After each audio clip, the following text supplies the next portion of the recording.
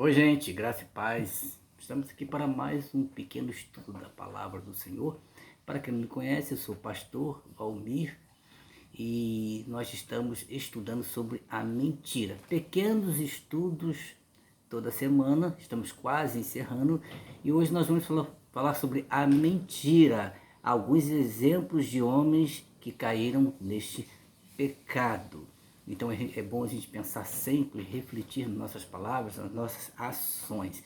Então, em primeiro lugar, eu gostaria de falar sobre na resposta de Caim, que ele deu para o Senhor. Está em Gênesis capítulo 4, versículo 9. Disse o Senhor a Caim: onde está Abel, teu irmão? E ele respondeu: não sei. Acaso sou eu o tutor do meu irmão, quer dizer, guardador do meu irmão?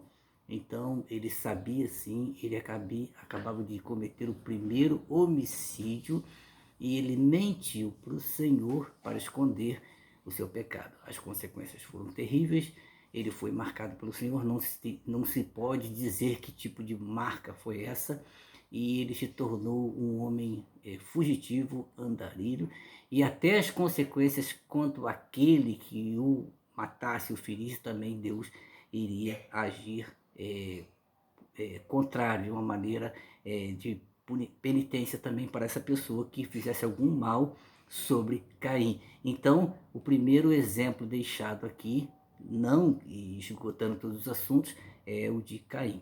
O segundo exemplo deixado nas escrituras, na falsidade de Jacó, quando ele tramou com a sua mãe Rebeca para receber o direito de primogenitura. Ele valorizou muito isso e cometeu um erro.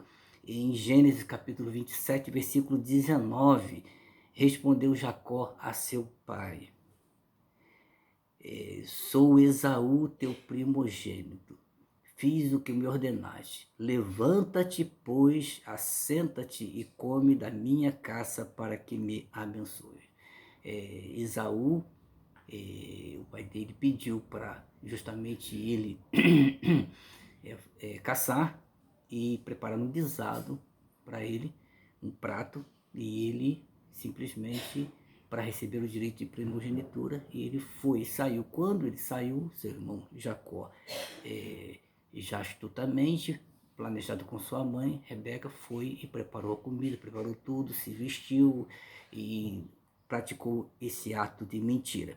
Qual foi a consequência? Ele ficou dali jurado de morte, fugiu e se escondeu da presença do seu irmão até o reencontro, aonde fizeram as pazes, quer dizer, voltaram às boas depois de muitos anos de luta, depois de muito tempo, mesmo depois de mais de 20 anos, eles voltaram a se reencontrar. Também outro exemplo deixado aí nas escrituras, na representação falsa de Geazi, o moço de Eliseu, quando Naamã, quem não conhece essa história sabe muito bem, né?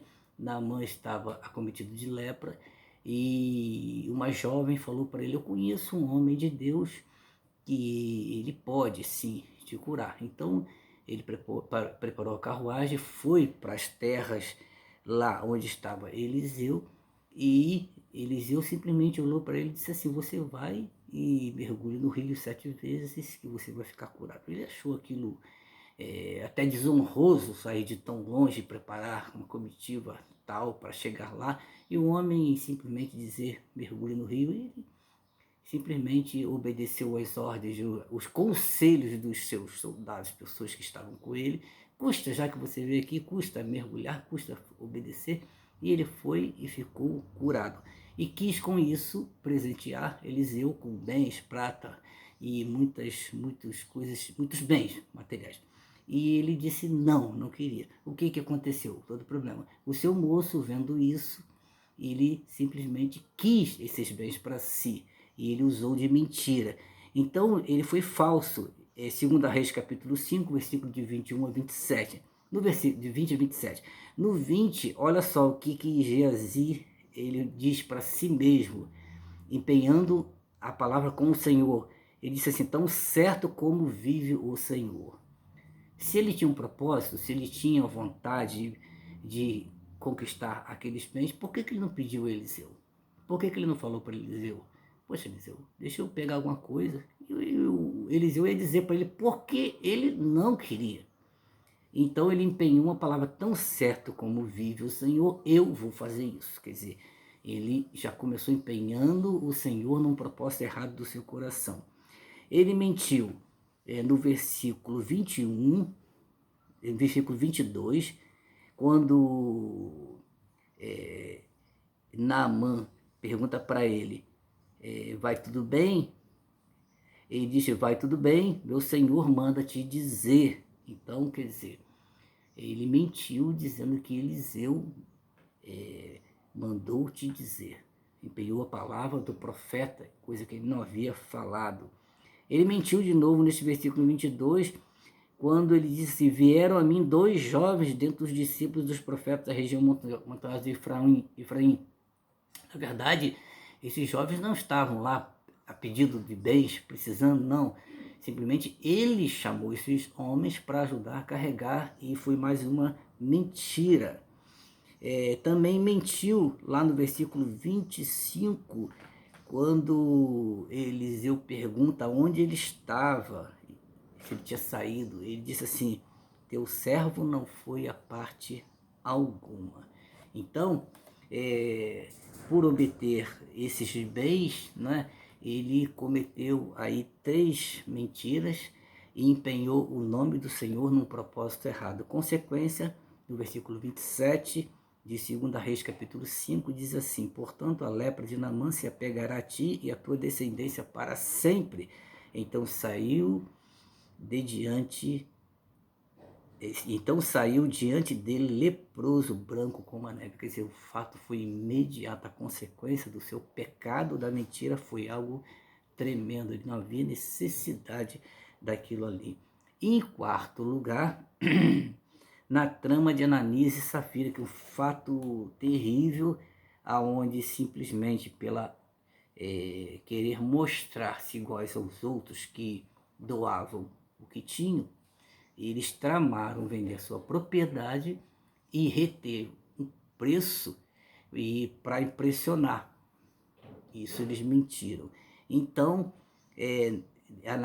Atos capítulo 5, versículo de 1 a 10, não vou ler todo o texto, mas no versículo 2 diz assim, mas em acordo com a sua mulher reteve parte do preço. Então, o que aconteceu? Quando ele chegou aos pés de Pedro, Pedro disse, por que mentiste a propriedade e por que mentiste ao Espírito Santo, a Deus? E ele ali caiu morto. Depois chegou, lá no versículo 8, depois de umas meia hora, 3 horas, chegou a sua mulher. Então Pedro, dirigindo a ela, perguntou-lhe, quer dizer, para Ananias ele não perguntou, ele já afirmou e confirmou o pecado da mentira e a morte aconteceu imediatamente como punição. Já para a mulher de Ananias, então Pedro, dirigindo a ela, perguntou, disse-me, vendeste, portanto, aquela terra? E ela respondeu sim, quer dizer, ela confirmou o pecado, confirmou a mentira. E Pedro então disse, no versículo 9, por que entraste em acordo para tentar o Espírito do Senhor? Eis aí os homens, ou eis aí a porta, os pés do que sepultaram teu marido, e eles também te levarão. Então ela caiu morta e foi sepultada com seu marido.